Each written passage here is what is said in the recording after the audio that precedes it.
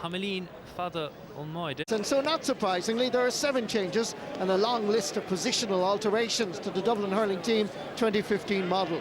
Eamon Dillon now leads the attack with Liam Rush at full forward. Danny Sutcliffe partners Ross O'Carroll at centre field, with Peter Kelly transferred to centre back and Michael Carton number 3. 11 of the Tipperary team this afternoon started in last year's league final, so there is a wealth of experience on board as the Premier County set sail on another season. Paul Curran and Conor O'Mahony return to full-back and centre-back respectively, while Joe Dwyer is a league debutant at corner-back. One late change sees Gerard Ryan named at centre-forward. She inverted to get August Tombash honest Jahar Rory for Kaide August crew called into get dasses on the Tipperary. Bude trust the park Ryan into get das smacht the good Dasson the game in Dillon August will Vartin go on Dave Clay Ta Anna Emmert August Eamon Dillon each on new stacks of iron. Yeah, Eamon Dillon, you know, could have made the machine day, man. Sometimes tell Bruce to come out, could each other, Tasha, Glory, Leroy, and Rid Dasson, Love, Clay, Haran Chaston, I guess, you know, the show, reached, you know, Kaishi, Koshito, you know, me smacked, I guess, machine day. Sugi och Shay Shoni count down the Hogsha. August, convert into reach to get. Machdian Dive, Scotta and McDurkin, Kalina Shaylesh. Pass all and Kirsta Hassan again. Jahun Sutcliffe. August Anna yes on Dive. August Anna Emmert of Blackley is Marby Donal and Jeffrey Numi to Maching it. Coro going to go in August Kiwi no the 4 Gerard Ryan like you have chance of big of just scoring an election but could they on the Tassal Blackley Hurstach Hamid Land Drake August Ryan August on back into grind on the score Hasha Anna Green as your guide August Anna score Marvisara on the day tachter in the bucket Blackley Akimi the Reese and didn't go hall again. Yeah, Anak the ruler Fadden unfortunately though Casa hit over the car and Shin Paul shoot there August talk Blackley egg point to side on a happy got Fadder's puck in the series but then Nileno more Hortica the Hibberdon Sukru Cheese August Colleen Branson on a score at Cullen Crone in the sun August had Blackley Tusnish or Cooper score Lehane either Ryan or Callanan. Well they're gonna be Paul Ryan on a creener Fadder on the puck in the series August Sparnish Blackley Kashi Lanu to Raig August you know Togo or so August Pukamachele Butik Blackley Shukwin Rush and Shake Count Butige a spots to get Dwarshef in Moide first after Hall and the gas on avoid Egg Dillon August Marvisar on the puck on the mach Tipperary Blackley August Anna Hoimer to Sunday Stig with Blackley. Yeah well big in a carted enough it's a spots and Shake Bergen Kurt Trasna McGrath August Marshin Pointe August Schnen Tahi is doch wie kein Finish Lou if Gerard Ryan Togan Druch Kinne Marn Genson a grind. Yeah, Shane Granson, Colleen Branson, Pastas or Kieran Bergen, Kimi and Shin Colleen Branson I'm not talking of egg Blackley and Shin Nilania in Ireland Dane of Markala Parig Maranson to Clehan Yesh and Son Tadine Tapta Stakalon Park now the Kefanak will tip egg Togan Marish Taxalor nor Imrian and with the Blackley Makadi on Lord. Shahwin Mar Marsha Sposs Egg McGrath Ashige Leroy Daskurt Trasna Partners Sposs Egg Bergen Shahwit Lesh Turshef and score Steel Das Swin Vartin to get Neil Mehe or Real Shahwin Barrett Smile to put on the pass come out Reglash August Dwyer Jan Machin score August on a score Mumko Utamal Tipperary here son August score Das fighting son like Kelly Arish Kelly Marvis Rodim go Mahason August Liord or Delistach Launig Barrett August Nesh Stein Sheriff Tweetele fight it Tom Bashed on a score Blackley Paul Ryan has a Hodain Sheriff August Miala Barker Launisha. Yeah, Preston here on Sunday Paul Ryan just Casa Farlish and Tave Clay on Sun August Anna Colleen and Chinchin and Dalekon on Immert okay Kafar on Mar Lorug Need Gleason Trishi Horchige Kelly Fay Dintagas Dwyer Stern below Dwyer Book of Machaka August on a score O Dwyer August Marisra had Treshe Bugomach style Crummy fé agus búteag Durcan. Shoot inis. Blackley go maith over amach on na cúlthe. Agus Leroyd Ard chuirsteach a Crummy. Agus anna faointe ar fad san ag Crummy. Anna score.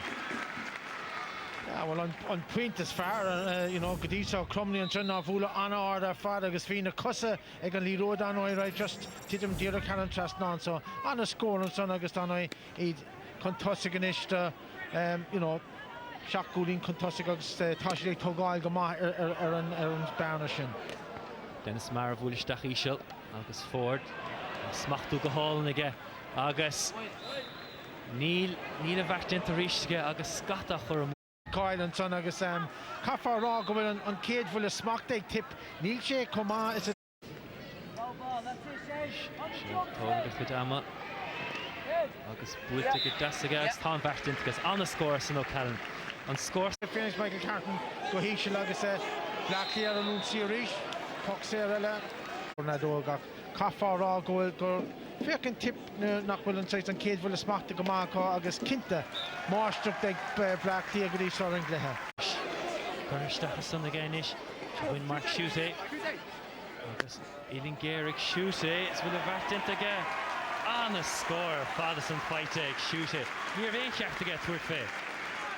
Well, nuair is éidir lá is éidir lá agus anna score an Saint Shute. Just casa Canning sé cúpla second ó héana sin trí casa amachí an taobhlína agus anna score ar fad. Is seo héanaart bhfuil Blackley áit an lábh nach na pucan amacha. Brúachar ag Ryan san ar Barrett a éirithe leis éalú an bas agus pas stas a chuoine agus seo chuoin Callan chéad balt ar an Leroyd ná rire pas trasna Cronin chuis an Cumans Tlí. Brúma ar fada seo Sutcliffe anna brú ar fada seo chuoin Cronin Dog siad an dal bheith. Darla Kelly in. Tipperary began in lav agus you know bit of nachhfuil an aigine chu tapig leis na cusa agus you know iad go mór fú bhrú céad bhfuil smachta mar dú luig me hena féin níl sé agus níl a bhairtint ag Callan an sa agus ha na scóran san tasáil go géirnis ó Tipperary trí nómh meach go le ham. agus ó smaointúin go maithar fáil san ag Carton ach seo Callan is agus tuairt fé ach sí mithir chléir ríiste stáile agus scata chortha mú an sochacha.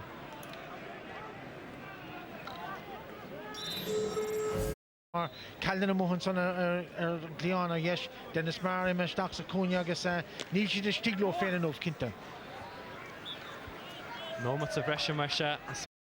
No ná fúil leis cíimií an sanna just began in lua béidir, but bhí sé géir an you know an Leroyd Imerton son agus you know tá sé anna hácht go fad nó go bhhain Callan an ceann de tip.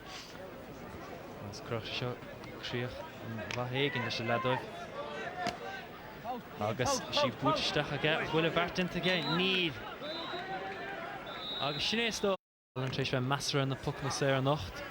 Níor fiúin agus curtha mú a ríiste aige. Curtha amach san aige I Joe Dillon agus Durcan a bheith agus sé. Agus sin anna ragra san dá Blackley agus iad a tarach leo ríist. Coam dasan sin ag brint ag obair an Leroyd amach an gúnin sin agus anna cúlín ag sin doctor. Dinta go das a Carton ach I bhrú Tipperary na slíiste. Haid fós amach nóid rééis tacht amach.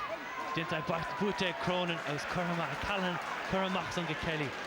Agus siolín Blackley a ríist Dillon amach fuhe agus ní airí leis é smachtú agus páirg mar leis tacht amach go má á maithní leis ach ní úsáidan se agus gúlinn láidir chuirsteach as siad an tal builis a cheann feite san agus amach inis le Blackley a ríist búta gíisiil ach droch buile go dóir as jo sé scór ninnig agus dinnig agus droch buile amach san ag Blackley ní ráidir a dhéanamh san sa scéad le agus anhuisteigh a fear breise hir ríistecha sé búta Kelly chuithe maithimir to get tróna.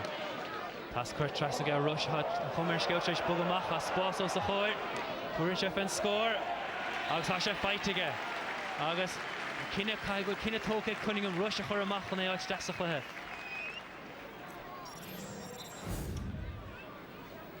Yeah, and a score on son of rush. Agus no a gortiag Danny Sutcliffe and Shin Masson gur telling you rush mark and Shin convey gimmer to Clehan or Clay.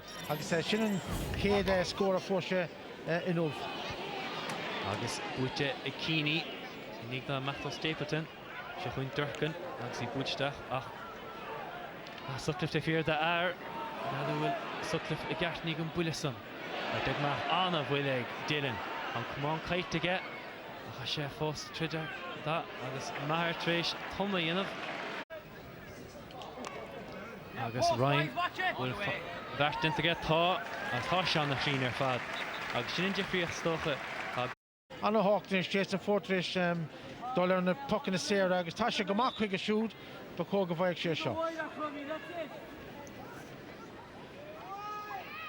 Agus Tan vert in to get agus Shin Tarna score Marsha fight it ag Tipperary san lesa. To get das. Agus Kino Callan's corridor didn't go Hannah go Callan son. Shefwin in Woodlock.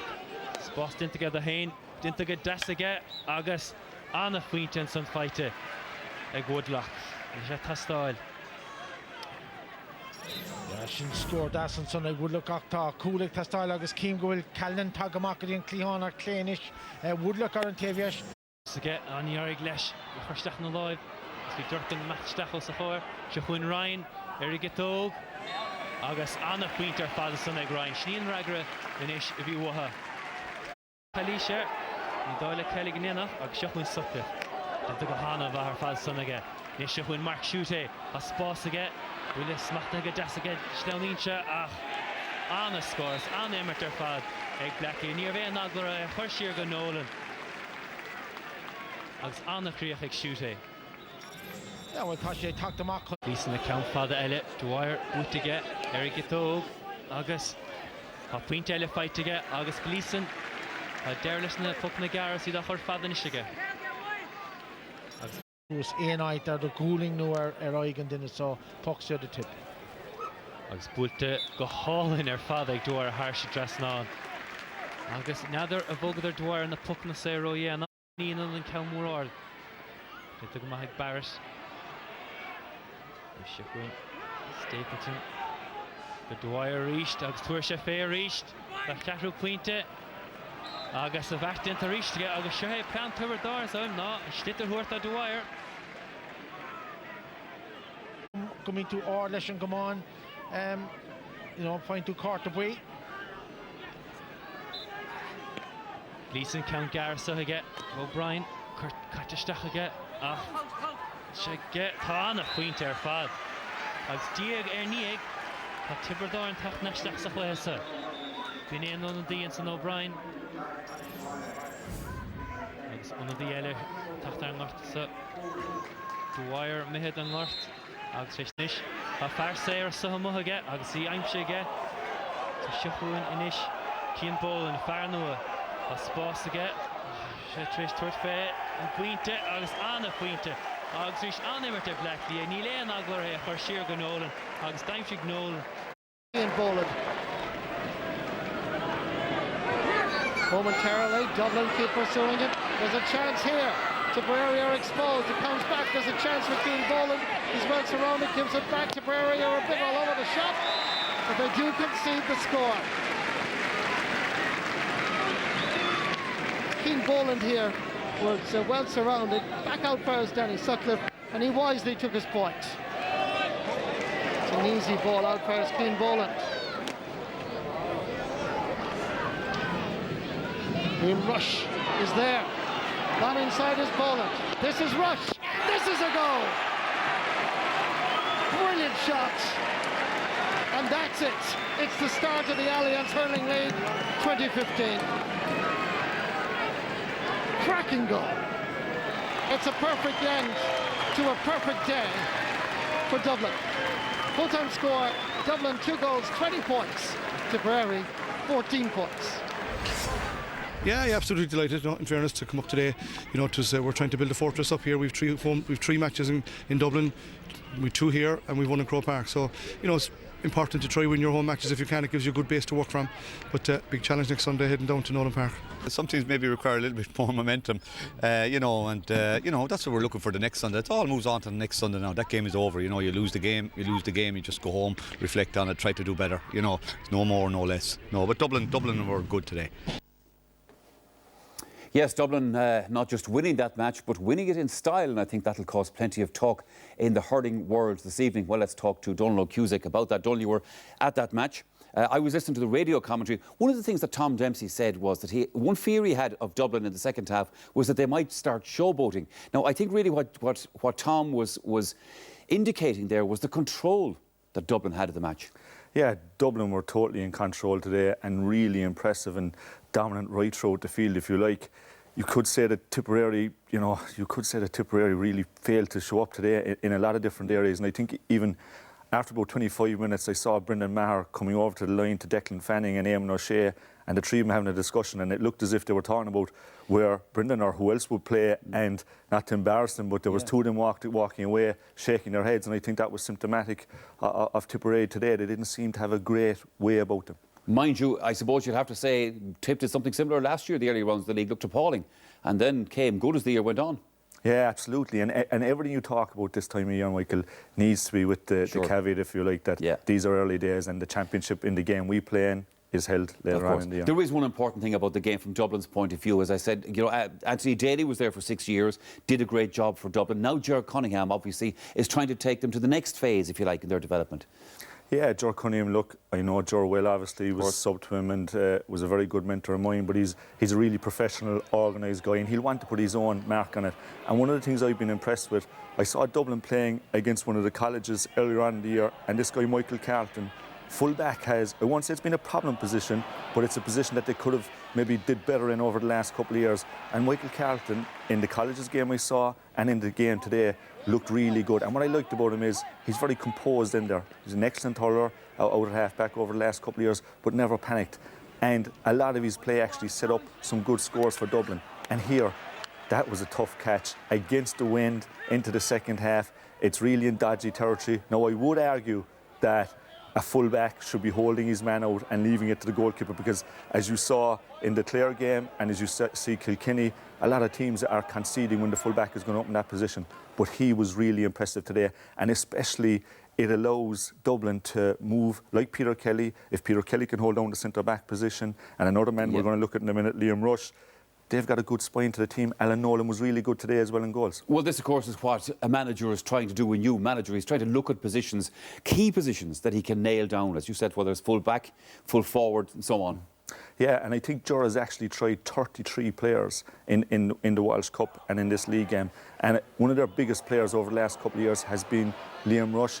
In the first couple of minutes today, Paul Curran gave him a hard time. Paul Curran is a good full-back. He's very aggressive, and it looked as if Rush was going to be under pressure.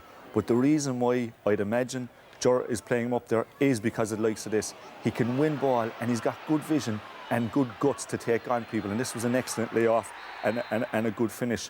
And by having a big target man up there, it just changes the whole point of attack for Dublin, because you know, they've got a lot of ball players around the place and they can try and play to them, but when under pressure, if you're able to launch it up to a big full forward, it's a great outlet to have. And the point I made about him having guts, what I like to see is, I like seeing guys going for goals when they get the chance. And he's after playing, I think, 4 Welsh Cup games and 1 National League game now.